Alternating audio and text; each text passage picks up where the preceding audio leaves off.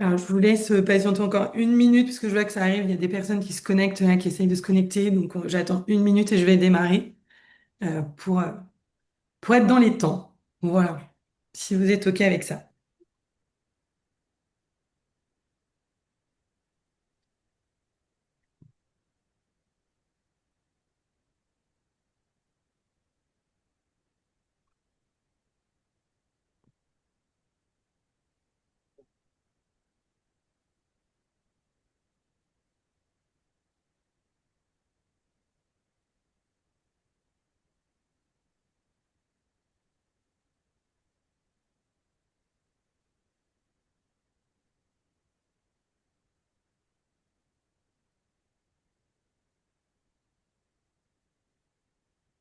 Bon, bah, écoutez, je vous propose, on va démarrer ce webinaire. Bienvenue à tous.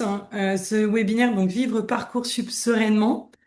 Dans un premier temps, je vais me présenter. Je vais vous présenter un petit peu Parcoursup et surtout des exemples assez concrets, des petits tips pratiques pour vivre le plus sereinement possible cette grande étape pour vos jeunes qui est dans l'orientation.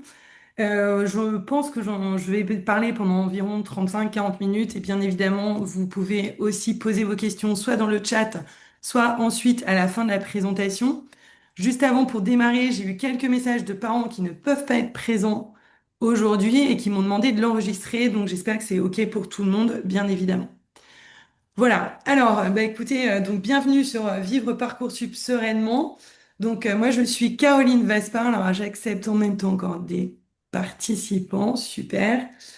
Donc je suis Caroline Vaspar et j'ai fondé la société Cap Essence il y a maintenant 3 ans.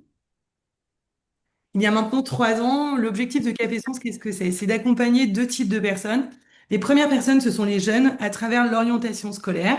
Donc, je propose d'accompagner les jeunes à partir de la fin de troisième, début de seconde, jusqu'en post-bac, parce que l'orientation et je dirais la réorientation touche de plus en plus de jeunes, bien évidemment. Et je les aide à travers un bilan d'orientation avant le bac, si j'ose dire. Ah, alors attendez, pardon, hop là. Et puis ensuite, en accompagnement pur Parcoursup, qui est le sujet de ce webinaire, à travers donc différentes séances où on apprend à se connaître, à savoir les secteurs d'activité qui peuvent nous intéresser, voire les métiers bien évidemment.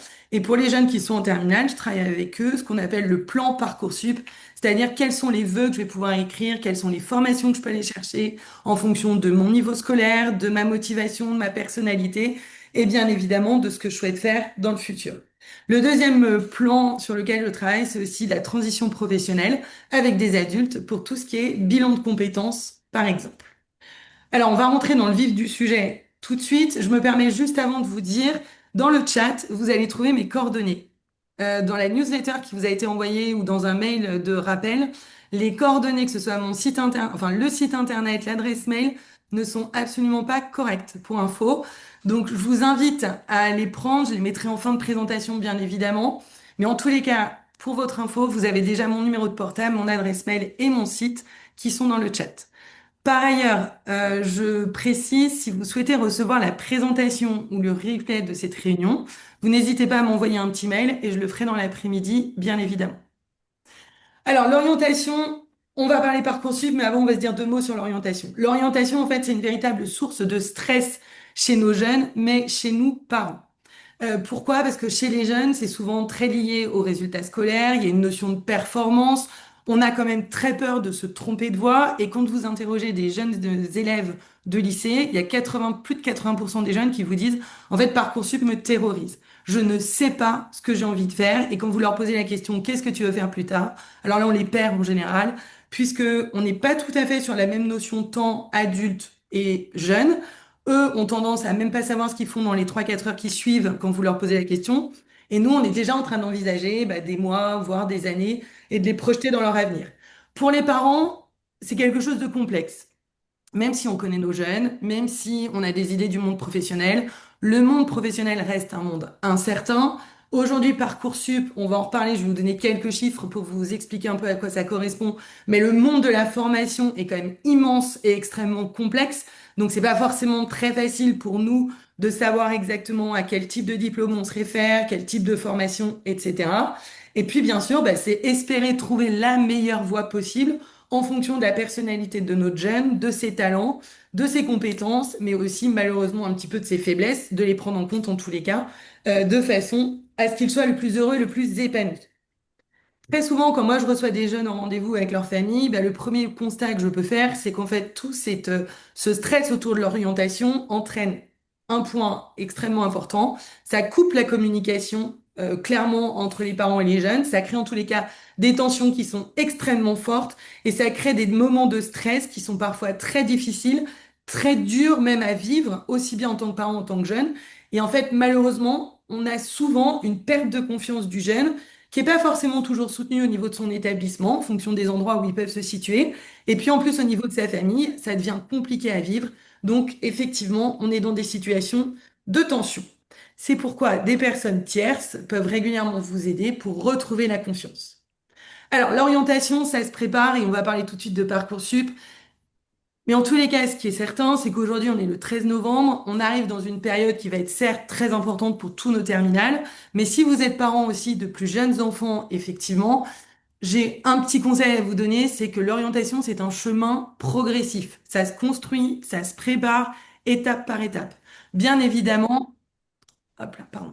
Bien évidemment, il y a des étapes qui sont incontournables. En fin de troisième, vous allez choisir si vous partez sur une voie générale, en techno, sur une voie professionnelle. Puis après, en fin de seconde, vous allez choisir, et si vous êtes dans le général, vous allez choisir vos spé, vous avez des stages, etc. Donc, on va construire tout ça étape par étape.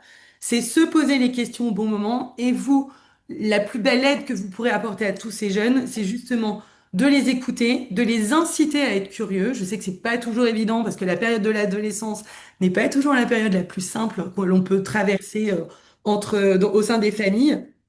Mais en tous les cas, ce qui est certain, essayez de faire en sorte de les prendre étape après étape et de ne pas leur faire peur. Alors, je vais pas m'éterniser sur la troisième, la seconde, ce qui peut se passer, etc. On va aller à l'essentiel puisqu'aujourd'hui, on va parler en terminale de notre très cher Parcoursup. Alors, Parcoursup, je vais peut-être vous faire sourire, vous faire peur, vous allez peut-être vous interroger, mais ce qu'il faut savoir, c'est que pour moi, c'est un excellent ami. Voilà. Alors, c'est un excellent ami parce que je vais vous le dire, c'est un super outil, c'est une plateforme qui est absolument extraordinaire. Après, elle est source de stress et je la comprends parfaitement. Je travaille dans l'orientation scolaire et j'accompagne des jeunes, mais je suis également maman, donc j'ai vécu Parcoursup déjà à plusieurs reprises et je sais très bien tout le stress que ça peut engendrer quand on a un jeune qui attend une réponse pour une formation et que celle-ci n'arrive pas vraiment comme on le souhaite. Donc j'ai bien conscience de ce point de vue-là, mais en tous les cas, d'un point de vue purement, je dirais, orientation et source d'information, c'est un très bel outil. Alors je continue d'admettre des participants. Voilà, excusez-moi. Ensemble, construisons un avenir à la hauteur de vos envies et de vos rêves. Moi, c'est le mot c'est un peu mon leitmotiv quand je récupère des jeunes pour effectivement les accompagner dans leur orientation. C'est de leur dire en fait aujourd'hui, ok, on va parler Parcoursup, mais avant tout, quand on va se retrouver, quand on va commencer à travailler ensemble, je ne vois pas en toi une note, un bulletin scolaire, mais t'es un être à part entière. T'es quelqu'un qui a aussi des activités extrascolaires certaines compétences, tu as certainement monté déjà peut-être des projets, fait des stages, etc. Chacun des richesses. Donc l'idée, c'est vraiment de quoi... So them do you. Pardon. Je ne sais pas s'il y a des questions, n'hésitez pas. Sinon, voilà, je continue. Quand on va réfléchir à Parcoursup, déjà, la première des choses, c'est on va apprendre à se connaître. Quelles sont tes motivations? Qui tu es? Qu'est-ce que tu aimes? Qu'est-ce que tu n'aimes pas non plus? Parce que c'est très important aussi de bien en avoir conscience. Alors, pour démarrer, quelques chiffres pardon, sur Parcoursup. Parcoursup, ce qu'il faut vous dire, c'est que pour le cru 2025, donc il y a eu son bac là au mois de juin, la plateforme est encore en train de mouliner au niveau des chiffres, donc nous n'avons pas exactement les derniers chiffres du cru 2025 pour savoir où est-ce qu'ils sont partis, quels sont les taux d'accès, etc. Tout sera disponible à partir de mi-décembre. Je reviendrai dessus quand je vais vous présenter le calendrier. Mais ce qu'il faut savoir, c'est que pour nos jeunes qui se sont présentés au bac au mois de juin, ils avaient accès, grâce à cette plateforme, à 24 000 formations. Je parle bien uniquement des formations qui sont sur Parcoursup. Vous en connaissez forcément qui sont ce qu'on appelle hors Parcoursup. Ça, je vais pas les traiter aujourd'hui parce qu'il y en a énormément et chacune a ses spécificités pour le recrutement. La seule chose sur laquelle moi je peux attirer votre attention, Vous avez des formations hors Parcoursup qui existent depuis la nuit des temps, qui sont hyper fiables. Vous pouvez y aller, il n'y a aucun souci. En revanche, avant de vous engager dans des formations hors Parcoursup, regardez non seulement l'année de création de l'école ou de la formation, mais quel est le niveau, quelle est la valeur de son diplôme? Est-ce qu'il est bien reconnu par l'État, par le ministère, ou alors est-ce qu'on vous dit juste, ça vous donnera un niveau bac+3, ce qui est pas du tout le niveau bac+3. C'est-à-dire que derrière, si vous voulez continuer, bah, vous n'avez pas de diplôme qui reconnaît ça, donc vous ne pourrez pas continuer de la même façon. Et surtout, je dirais la fiabilité de l'école. Tous les ans, il y a des dossiers qui sortent dans l'actualité expliquant que l'école machin a créé, a recruté, etc. Puis ils ont mis la clé sous la porte. Et en fait, les jeunes se sont retrouvés, eux, sans formation. Et vous, parents, pour beaucoup, vous avez payé et il n'y a plus de cours. Donc attention à cette partie hors Parcoursup, même s'il y a de très belles formations. Souvent, les dossiers sont dès maintenant, puisqu'on est au mois de novembre, donc ça a démarré. Le recrutement est plus rapide. C'est sûr qu'on n'aura pas besoin d'attendre début juin pour avoir les résultats. Après, on risque de vous coller une petite pression financière pour vous demander de déjà valider votre place et de payer. C'est OK si vous êtes en phase, mais quoi qu'il en soit, faites quand même un Parcoursup. C'est extrêmement important. C'est-à-dire que si votre enfant aujourd'hui vous dit, moi je veux faire telle école, elle est hors Parcoursup, je sais que c'est ce qui me plaît, OK, pas de problème, on avance. Mais en parallèle, dès le mois de janvier, début mars, avril, etc., vous remplissez les étapes Parcoursup. Je vais vous donner une simple raison. Si jamais cette école finalement ne plaisait pas à votre enfant et que vous avez besoin de le réintégrer dans un système universitaire, BTS ou je ne sais quoi, s'il n'a pas de dossier Parcoursup, il repartira à zéro. C'est comme s'il avait jamais existé. Alors que là, au moins, vous lui créez ses codes, il est considéré comme bachelier de l'année et ce sera beaucoup plus simple pour lui. Pour revenir donc sur cette plateforme, c'est pour ça qu'on parle que, entre guillemets, de 24 000 formations, ce qui est déjà assez conséquent. Il faut savoir que ça mouline quand même 945 000 jeunes qui se répartissent entre les lycéens de l'étranger, des candidats qui reprennent des études et 170 000 étudiants quand même qui sont en réorientation au cours de leur première année post-bac. S'ils se réorientent en bac+2, bac+3, ils ne rentrent pas dans ces chiffres puisqu'il y a d'autres systèmes pour les réorienter et pour les accompagner. Ce qu'il faut quand même retenir, parce que souvent on entend, et je suis la première à râler sur Parcoursup, parfois que bah voilà, j'ai pas eu ma formation, j'ai pas eu celle que je souhaitais, etc. Il faut quand même savoir que 97% des jeunes ont reçu au moins une proposition d'admission sur leur vœu. Alors attention, ça ne veut pas dire que c'est forcément leur premier vœu, puisque quand vous allez remplir Parcoursup, vous n'allez pas classer vos vœux dans un premier temps. Donc, on ne peut pas dire est-ce que c'est son premier vœu, son troisième, son dixième, mais en tous les cas, ils ont eu une proposition. Ça veut dire quand même qu'on en oriente 97% sur des choix qu'ils ont réalisés, ce qui est quand même ultra positif. En moyenne, on dit qu'ils ont 5 propositions qui leur est favorable. Alors attention, ça peut aller début juin jusqu'à fin juillet. C'est pas forcément tout de suite le 2 juin, vous avez vos résultats où tout est au vert et c'est génial. Je vous le souhaite, mais quand même, le mot d'ordre, c'est aussi patience. Et ce qui est quand même important, malheureusement, c'est que malgré tous ces chiffres qui peuvent être positifs, eh bien, il y en a 83% de candidats qui vous disent que cette procédure est extrêmement stressante et bah, les trouble et les perturbe énormément dans leur année de terminale. Ce qui est pas faux, puisque c'est une année qui est quand même très compliquée. Là, jusqu'aux vacances de la Toussaint, voilà, ils ont fait leur rentrée, ils ont pris leur marque. Là, il va y avoir un gros coup d'accélérateur en termes de calendrier. On va voir ça dans quelques minutes. C'est un véritable outil pour les jeunes si ils apprennent à l'utiliser. Et ça, souvent, vous, parents, vous allez avoir votre rôle aussi de leur dire va jouer, va chercher, va réfléchir à travers la plateforme Parcoursup. À partir de mi-décembre, vous aurez tous accès. Tous ceux qui sont en terminale auront des codes. Si vous ne les avez pas, il faut se rapprocher de votre lycée. Il n'y a que votre lycée qui peut vous les donner. Ils vont tous avoir une session et là, vous pouvez aller jouer sur la plateforme pour trouver toutes les formations qui peuvent vous intéresser par géographie, par durée de scolarité, par type de métier, les différents parcours qu'on peut vous proposer. Et pour chaque formation, vous avez l'enseignement, ce qui va se passer dans cette formation, les différentes matières, le coût, le type de recrutement, le taux d'accès, la façon dont, si c'est uniquement le dossier Parcoursup ou si vous avez un concours, si vous avez des euros à prévoir, il y a toutes les infos dispo. Donc ça, c'est vraiment extrêmement important. Et c'est pour ça qu'il faut bien les inciter dès le mois de décembre à leur dire, maintenant, allons sur Parcoursup. Alors, je vous reconnais, Il y a beaucoup plus fun comme samedi soir que d'aller sur Parcoursup, mais c'est vraiment important et il faut leur dire que c'est aussi une année de transition qui va être déterminante pour la suite. Je voudrais juste vous rassurer. Souvent, les lycées vous ont passé le message, attention, terminale, Parcoursup, c'est maintenant. Alors, on va tous se détendre. Vous aurez encore le temps de respirer, de voir vos amis, de boire l'apéro. On va être très clair. Parcoursup, ça va se faire par étapes. Le conseil que je peux vous donner, c'est de l'organisation et de vous noter, pardon, quelques dates clés. Ici, je vous ai fait une synthèse du calendrier. Si vous allez chercher le calendrier sur Internet, vous allez voir qu'il y a plein d'autres dates qui sont indiquées. Les essentielles, ce sont celles que vous avez ici. C'est-à-dire qu'à partir du 19 janvier, et pas avant, donc 19 janvier 2026, bien sûr, vous pourrez vérifier les critères d'inscription de votre enfant, donc les critères administratifs, nom, date de naissance, adresse, etc. Gros premier warning, vérifiez bien vos adresses mail, les numéros de portable. Les jeunes vont indiquer leur numéro de portable et leur adresse mail. Soyez sûr que votre adresse mail, voire celui du deuxième parent, sont conformes aussi, parce que vous serez les meilleurs backups, entre guillemets, de vos enfants pour s'assurer que si on demande une pièce complémentaire, si on les informe, si on leur dit, voilà, t'es convoqué à tel oral, il faut répondre avant telle date, bah, au moins vous, vous aurez l'information. Donc, un conseil, déjà, commencez par bien vérifier ce genre de choses au niveau de l'inscription. Et ensuite, vous avez jusqu'au 12 mars pour formuler vos vœux. Formuler les vœux, qu'est-ce que ça veut dire? Ça veut dire j'inscris clairement les formations sur lesquelles pardon, je souhaite postuler. Donc, de maintenant jusqu'au 12 mars, vous avez un travail de renseignement des formations, les journées portes ouvertes, bien évidemment. Là, ça y est, on est parti.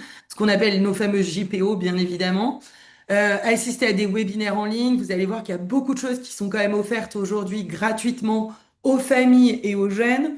Suivre aussi l'accompagnement dans les lycées. Et puis, si vraiment vous avez un jeune qui est encore perdu, moi, je peux vous assurer que j'en récupère tous les ans au mois de janvier, au mois de février. Donc, ça commence à être un peu tendu, mais on peut le faire et on y arrive. Bah, faire appel à des personnes extérieures pour faire des bilans d'orientation et être sûr de construire quelque chose qui leur plaise. Donc jusqu'au 12 mars, vous ne faites qu'indiquer vos vœux.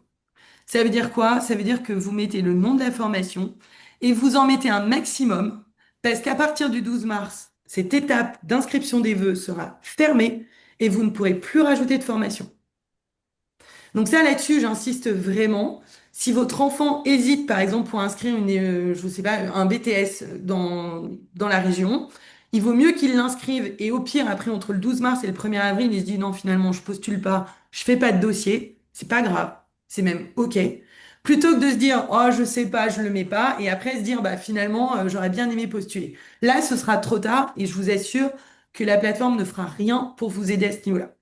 Donc, ça, c'est une première étape. Premier point de passage. 12 mars, vous avez finalisé vos vœux. Le 12 mars, je sais plus, j'ai pas regardé quel jour ça tombait cette année pour tout vous dire, pour être transparente avec vous, mais je vous conseille quand même. C'est un jeudi, donc je vous conseille, si vous le pouvez, le dimanche 8 mars, d'avoir fini vos vœux. Il y a toujours des petits joueurs qui attendent le dernier moment, et il y en a toujours qui se retrouvent bah, un petit peu plantés par la plateforme qui bug chaque année. Ça, c'est la première étape. Deuxième étape, non des moindres, entre le 12 mars et le 1er avril, donc vous avez le droit d'anticiper, c'est la rédaction des lettres de motivation. Une formation égale une lettre de motivation. Ça, je vais vous le détailler un petit peu après pour vous donner quelques tips justement sur la façon dont on rédige et la façon dont ça va procéder. Mais dites-vous une chose, c'est le gros morceau. Pourquoi? Parce qu'en fait, on attend quoi? On attend de découvrir en fait ce qui peut motiver le jeune. Alors, c'est d'autant plus frustrant d'une certaine façon qu'il y a énormément de lettres de motivation qui ne sont pas lues par les personnes qui recrutent. Il faut que vous le sachiez. Pourquoi? Parce qu'en fait, il y en a beaucoup qui vont recruter déjà par rapport au bulletin, par rapport au rang dans la classe, extrêmement important, le rang dans la classe, et qui en fait ne liront pas forcément les lettres de motivation. Donc les jeunes savent très bien que malheureusement, ils peuvent écrire et qu'il n'y aura pas forcément de lecture de leurs lettres de motivation. Mais il faut s'appliquer, il faut les faire, et c'est vraiment important. 1er avril, fin définitive des vœux Parcoursup. Vous allez avoir appuyé sur le bouton 2, 3 jours avant, comme quoi vous confirmez vos vœux, vous avez vérifié plusieurs fois que vous aviez bien rajouté tous les documents qui pouvaient être demandés. De toute façon, ne vous inquiétez pas, Parcoursup est quand même bien fait. C'est-à-dire que s'il manque un document dans une formation, vous aurez une grosse croix rouge et vous ne pourrez pas valider votre vœu. Mais en tous les cas, ça, il faut que vous le sachiez, puisqu'au 1er avril, c'est la fin, et là, on peut se consacrer à autre chose. Alors, la période entre le 1er avril et le 2 juin, c'est pas de tout repos non plus, hein. On part pas, on ne prévoit pas un grand voyage pendant les vacances de printemps, je vous le dis clairement. L'année de terminale, faut être présent. En revanche, ce que l'on peut faire, c'est déjà souffler un petit peu et puis surtout bah, préparer ses concours. Vous avez beaucoup de jeunes qui vont postuler sur des écoles, par exemple d'ingé en post-bac, école de commerce post-bac. Vous avez énormément tout ce qui est école aussi dans l'hôtellerie, dans la cuisine, etc., où ils vont avoir des entretiens de motivation et ça va se faire à l'oral. Donc, vous voyez, un certain nombre de choses qui vont se passer sur cette période entre le 1er avril et le 2 juin. Le 2 juin, on sera à quelques jours du bac. Le 2 juin, vers 18 heures, ce sera le grand roulement de tambour puisque vous allez pouvoir vous connecter sur votre espace Parcoursup et découvrir si effectivement vous êtes retenu pour les formations que vous avez indiquées. Alors, je vais vous dire un truc qui va enfin, j'espère vous rassurer. La plupart du temps, on est sur liste d'attente. Voilà. À part une formation, soit parce qu'elle n'est pas du tout sélective, soit parce que vous avez vraiment un dossier qui est extraordinaire. Mais sur 80% de vos vœux, vous allez être sur liste d'attente. Et c'est OK. Il faut vraiment que vous l'ayez en tête. C'est là où ça va être très dur nerveusement pour certains jeunes, parce qu'il y en a qui espèrent le 2 juin pouvoir valider leurs vœux et se dire, ça y est, je suis tranquille, je peux me consacrer aux épreuves du bac et maintenant je pense à autre chose. Malheureusement, je peux vous assurer que ça peut démarrer le 2 juin et qu'il va falloir passer le bac avec le stress de se dire, je ne fais pas ce que je fais après, et ça peut durer pendant l'été. Je vous donne un exemple très concret. Moi, j'ai une fille qui vient de passer le bac, qui avait un super dossier, qui n'empêche, le 2 juin était sur liste d'attente partout, parce que c'était déjà le 2 juin 2025, et qui a eu sa réponse définitive le 29 juillet. Hyper chaud de motivé pour aller passer les épreuves, alors déjà pour réviser, pour passer les épreuves du bac, et puis faire preuve de patience, de lui dire, t'inquiète pas, quelque chose va tomber, c'est sûr, mais il faut être patient. Vous verrez qu'en fait, maintenant, ce qui est assez intéressant, c'est que vous allez classer vos vœux en attente. C'est-à-dire que tous les vœux sur lesquels vous êtes sur liste d'attente, vous allez, à partir du 5 juin, devoir dire, bah, mon premier vœu, c'est ça, mon deuxième vœu, etc. C'est la deuxième année où ça va se passer comme ça. Pourquoi? Parce qu'en fait, ils estiment qu'après, quand ils vous donnent une place, par exemple, sur la formation de votre vœu numéro un, vous êtes obligé de l'accepter. Vous la prenez et au moins ça dégage de la place. Et c'est pour essayer de faire rouler un peu plus l'algorithme qui était parfois très encombré jusque début juillet. Ce qu'il faut vous dire, c'est que le bac de mémoire, les épreuves cette année, c'est 15, 16, 17 juin. Là, il y a une pause sur Parcoursup. On s'arrête. Donc, il n'y aura plus d'avancée. Vous n'aurez pas de mail pendant ces 3 jours. Ils ont quand même pitié de nos jeunes qui vont passer leurs épreuves. Et à ce moment-là, ils vont effectivement faire une petite pause. Ça recommence dès le 11 juin, puisque le 11 juin, on va rentrer dans ce qu'on appelle une phase d'admission complémentaire. Ça veut dire quoi? Ça veut dire que les formations qui n'ont pas rempli l'intégralité de leurs étudiants, leurs candidats, vont dire, bah moi, il me reste des places. Donc ça veut dire que si vous n'avez pas eu la formation que vous vouliez, ou si vous êtes très loin dans les listes d'attente, bref, si vous n'êtes pas satisfait des premiers résultats, vous pouvez postuler sur des formations qui sont en phase complémentaire. Alors, évidemment, ne repostulez pas sur des formations sur lesquelles vous avez été refusé, hein, typiquement, parce qu'en général, si vous avez été refusé une première fois, a priori, ils vous prendront pas la deuxième fois. La phase complémentaire, très rapidement, qu'est-ce que c'est? Ça veut dire qu'en fait, à partir du 11 juin jusqu'au 10 septembre, tous les jours, vous allez avoir des infos. Tous les jours, il va se libérer des places. Tous les jours, il y a des formations qui vont ouvrir des places et qui vont vous permettre effectivement de vous positionner. Alors, ça va très, très, très, très vite. Je vous le dis tout de suite. Parce qu'en général, vous postulez. Moi, je vous conseille d'aller le matin sur Parcoursup pour voir ce qu'il y a comme place en fonction des formations.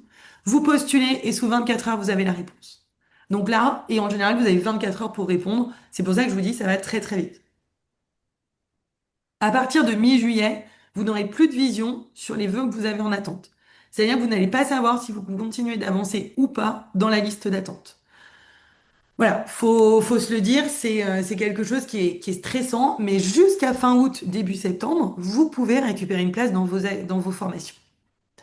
Alors, comment ça se passe, cette fameuse plateforme? La première, vous allez avoir un simulateur qui vous permet de calculer, en tous les cas, de vous donner une idée pour savoir si vous avez des chances d'être retenu ou pas sur la formation. Alors attention, c'est toujours les chiffres de l'année précédente. Ça vous donne grosso modo une idée, mais c'est pas parole d'évangile non plus. Donc c'est pas parce qu'il y a une formation qui va vous dire bah non, effectivement, tu n'auras pas de place, que vous pouvez pas vous dire bah je tente quand même. Mais ayez en tête que ça vous donne une indication. Quand vous allez sur la plateforme, vous avez tous ces onglets qui sont ici. Découvrir la formation, comprendre les critères d'analyse des candidatures, les modalités de candidature et surtout visualiser les chiffres d'accès à la formation. Et c'est ça qui va nous intéresser parce que vous allez rentrer la doublette de vos spécialités. Vous allez indiquer votre moyenne générale en terminale uniquement. Et au magie, on va vous dire, pour ta moyenne générale et vu tes spé, voilà le taux de chance d'admission que tu as pour rentrer dans cette formation.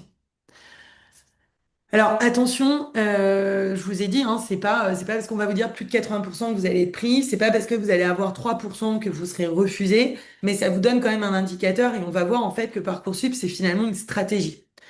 Donc, ce qu'il faut savoir, c'est que quand même, globalement, l'analyse des dossiers, il y a 50% des résultats scolaires, enfin 50% des formations, non, pardon, les formations accordent, je vais y arriver, excusez-moi, accordent 50% d'importance aux résultats scolaires. Donc, c'est quand même le dossier qui va être largement étudié et pris en considération. Et après, il y a d'autres critères. Alors, ils peuvent pondérer par les notes du bac de français, ils peuvent pondérer pour savoir s'il y a eu une expérience à l'étranger, s'il y a déjà eu des stages, etc. Ça, chaque formation fait un peu, entre guillemets, sa bidouille. Et donc, l'algorithme n'est pas toujours hyper transparent pour nous, familles. Mais en tous les cas, c'est souvent sur des critères qui sont quand même objectifs. Je ne sais pas si vous le savez, mais quand vous faites vos vœux, on dit que chaque candidat va pouvoir vous formuler 10 vœux et 20 sous-vœux. Donc ça veut dire quoi? Ça veut dire qu'en fait, il peut choisir 10 formations en formation initiale, 10 formations en alternance. Il existe plein de combinaisons possibles entre un vœu, des sous-vœux groupés, etc. Il y a plein de cas particuliers. Ça, je vais pas trop rentrer dans le détail parce que ce serait extrêmement fastidieux. Et puis, je pense que en fonction, chaque cas est individuel, chaque cas est particulier. Mais en gros, ce qu'il faut savoir, c'est que par exemple, si vous choisissez un BTS en GEA, donc gestion des entreprises et des administrations, vous allez mettre ça comme vœu. Et ensuite, vous pouvez postuler dans 10 établissements qui proposent ce BTS. Donc en fait, vous avez quand même la possibilité de mettre un BTS, un BUT et chaque fois des sous-vœux. Donc vous allez quand même avoir un large choix. Les prépas, les formations en lien avec tout ce qui est expertise comptable sont concernées par cette notion de j'ai un vœu et je peux mettre 10 sous-vœux. En revanche, vous avez des vœux groupés avec des sous-vœux qui sont aussi illimités. C'est-à-dire que par exemple, si vous avez un jeune qui veut passer des écoles, des concours, pardon, d'écoles de commerce post-bac, comme Césame, comme Access, certaines écoles aussi d'ingénieurs post-bac, avec des concours comme Avenir ou Advance ou Puissance Alpha, vous allez cocher le concours. Donc je dis par exemple Sésame, concours Sésame, un vœu. Et derrière, je peux mettre les 25 ou 30 formations qui s'y rapportent si ça me fait plaisir. Après, c'est à vous de voir si vous allez postuler partout, parce que l'écrit, à la rigueur, c'est commun à tous, donc ça, c'est pas trop gênant. Derrière, il faudra peut-être gérer les oraux. Donc, est-ce que c'est pertinent ou pas? Il y a que vous qui pouvez le savoir. Sont illimités au niveau des sous-vœux, les écoles vétérinaires et tout ce qui est réseau Sciences Po, mais dans le sens les IEP de province. Donc, attention, on parle pas de Sciences Po Paris dans ces cas-là, qui a un statut bien différent. Si certains sont intéressés par des licences PASS, donc pour faire médecine ou des métiers, en tous les cas, qui nécessitent de passer en PASS la première année, pour ça, il faut savoir qu'en Île-de-France, on a un statut qui est différent des autres régions.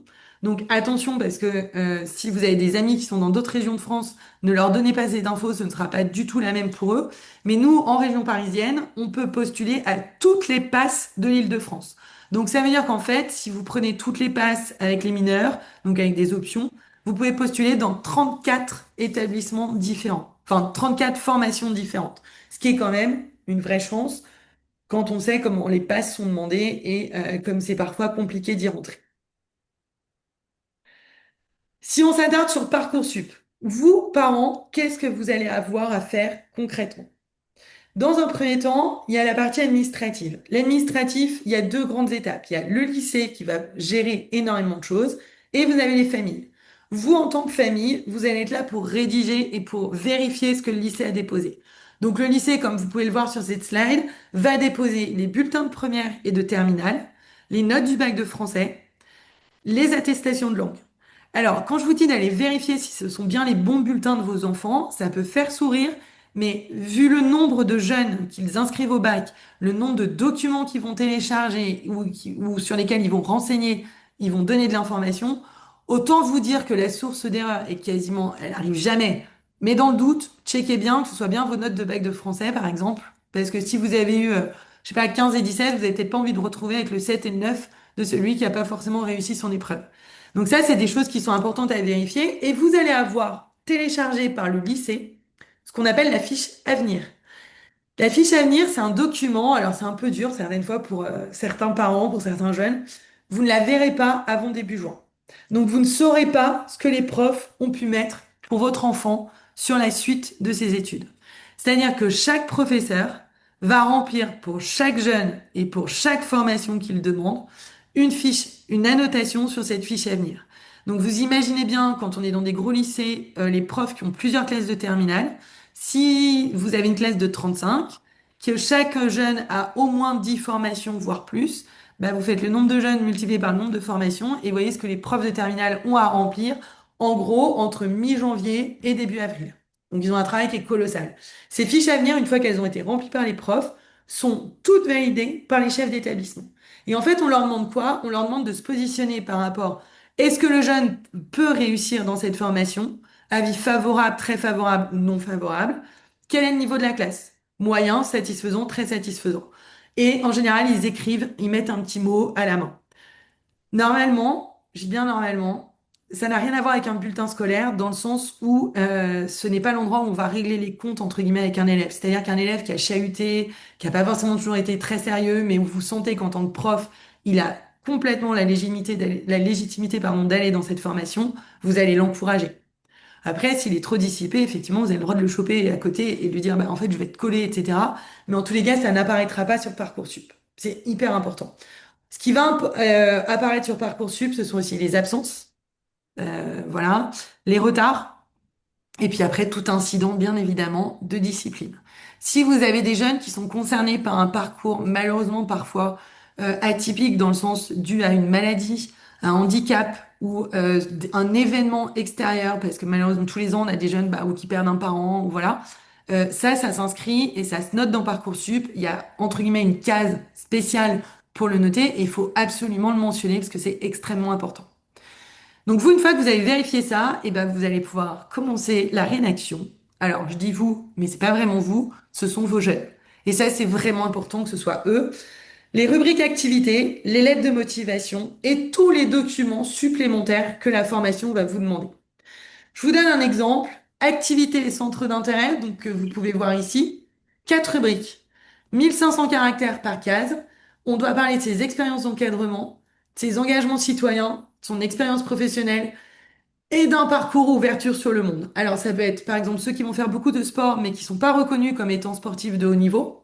Ceux qui vont être aussi des musiciens, des artistes, des parcours spécifiques parce qu'ils sont partis vivre à l'étranger, parce qu'ils ont vécu une année de transition, etc. Donc ça c'est vraiment à chacun et d'adapter ce qu'il va mettre à l'intérieur.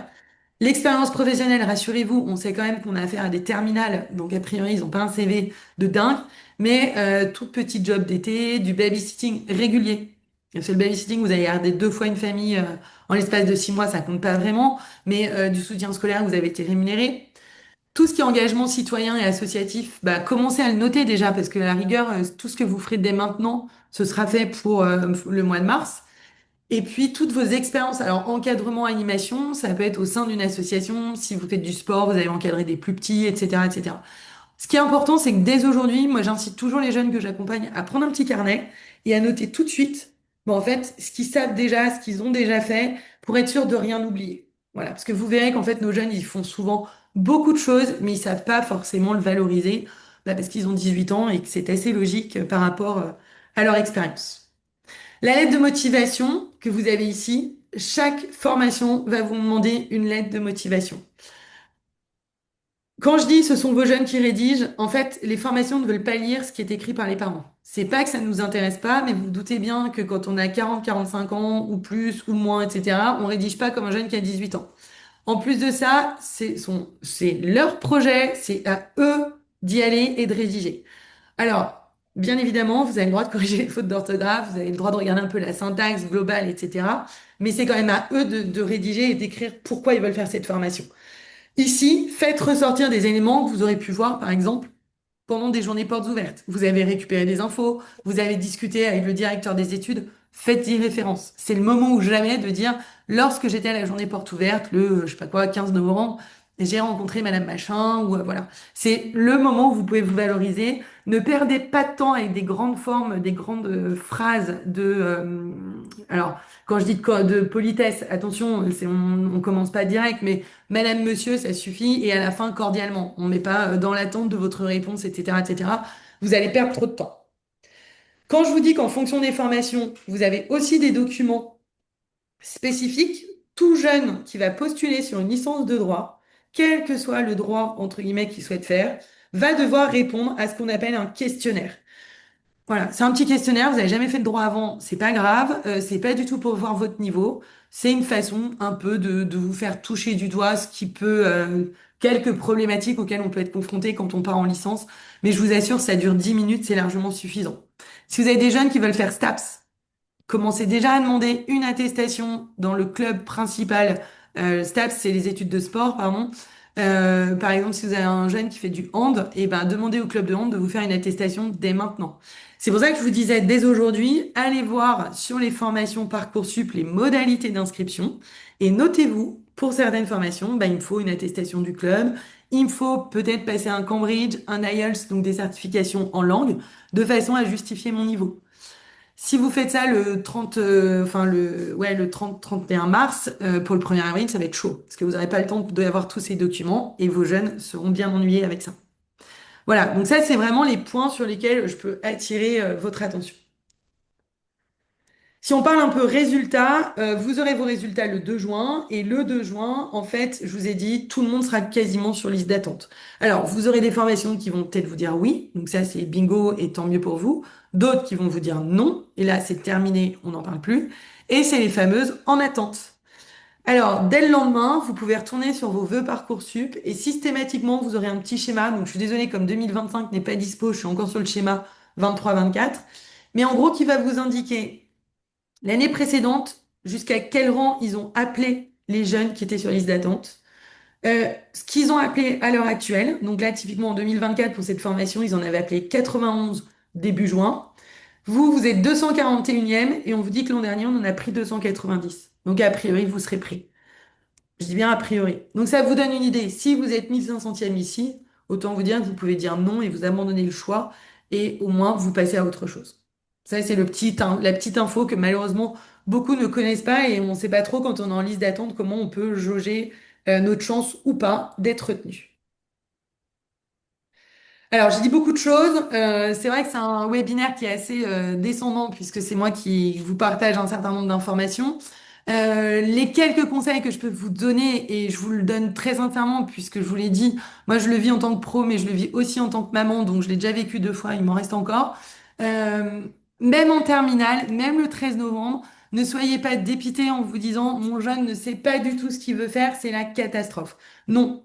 Alors, c'est pas forcément évident, il est grand temps de le prendre en compte, effectivement. De toute façon, il a déjà donné une petite connotation à son orientation parce qu'il a choisi des spé. Donc en terminale, il a forcément, c'est peut-être scientifique, littéraire, géopolitique, etc., etc.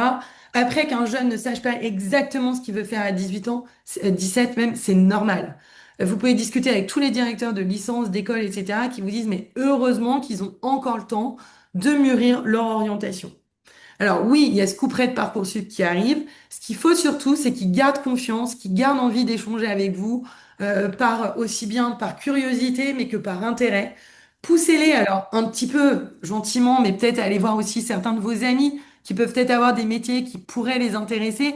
discuter avec un adulte, c'est pas toujours évident, mais voilà, quelques minutes, lui dire, bah tiens, et toi, parle-lui un peu de ton métier. Voilà, c'est à l'adulte aussi de faire la démarche.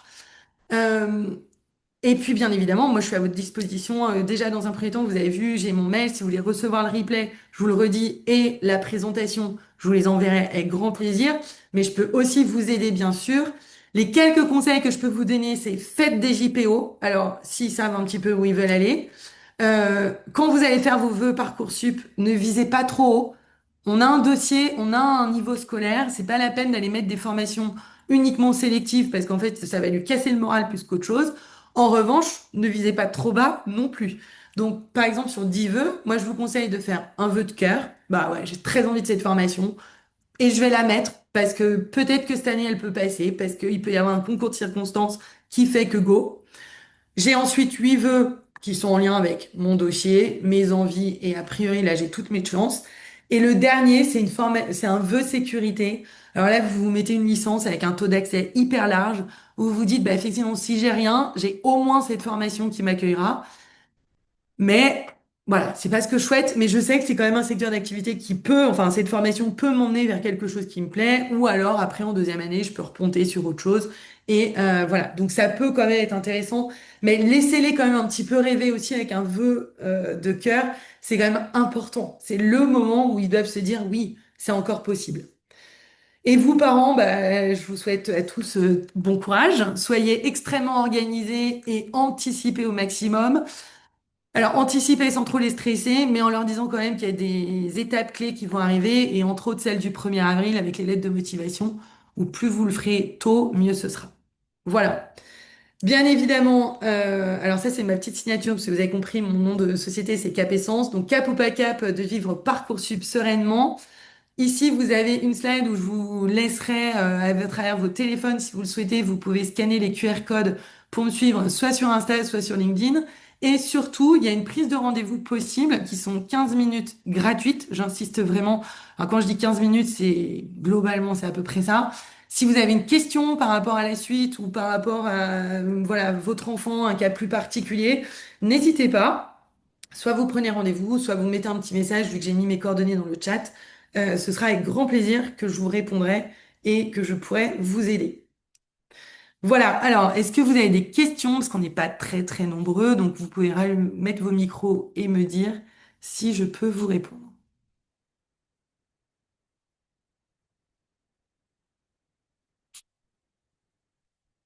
Pas de questions particulières? Eh bien, dans ces cas-là, je vais vous souhaiter une bonne continuation, une bonne journée. Je vous le redis, si vous voulez recevoir la presse ou le replay, vous mettez un petit mail et moi je ferai ça dans l'après-midi, il n'y a pas de souci. Et puis bah, je vous souhaite à tous bon courage et une belle orientation, une belle réussite à tous vos jeunes. Excusez-moi, Ah oui, pardon. Bonjour. euh, en fait, je viens de préciser dans le chat qu'on voit pas Ah, vos coordonnées. alors, c'est tout en haut de la conversation. Alors attendez, hop là, je fais un petit copier-coller et je vous les remets. Ah bah puis moi, vous voyez la conversation, j'ai... Ah bah oui, vous avez bien fait. Ok. C'est Normalement, bon, on les voit. c'est bon, ouais, vous les avez récupérés. Voilà. Oui, Parce qu'il y a eu une grosse erreur dans le message qui vous a été transmis. En fait, c'est Cap Essence, ça existe, mais c'est une autre boîte qui fait de la gestion de crise et de l'analyse financière, donc c'est pas du tout moi. Voilà. merci. Je vous en prie. Est-ce qu'il y a d'autres choses? Est-ce que je suis passée à côté de questions? Mais je ne crois pas. Eh ben, je vous souhaite à tous une très bonne journée et bonne continuation à vous. Merci, au revoir. Au Merci. revoir.